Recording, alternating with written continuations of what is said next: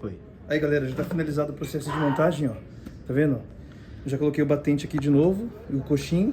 Agora, igual eu expliquei daquela vez, agora vocês vão pegar o amortecedor, pôr ele aqui no lugar. Quando ele estiver por baixo, ó, vou explicar aqui mesmo. Você pega só um parafuso, põe de volta aqui. Coloca um parafuso aqui no lugar. Quando ele segurar, abaixa aqui a câmera. Você vem aqui, ó. Ele vai estar aqui, tá vendo, ó? Aí você mira esse aqui de novo, ó.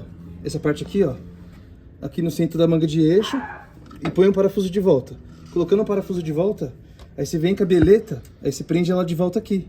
Prendeu a beleta, já era. Finalizou o serviço. É só isso. Aí só pegar a parafusar lá em cima, parafusar aqui embaixo. E tá finalizado. Então tá aí, galera, a dica de como tira a manga de eixo, o amortecedor.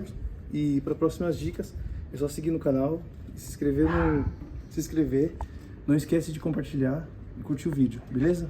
Valeu e até a próxima. Falou!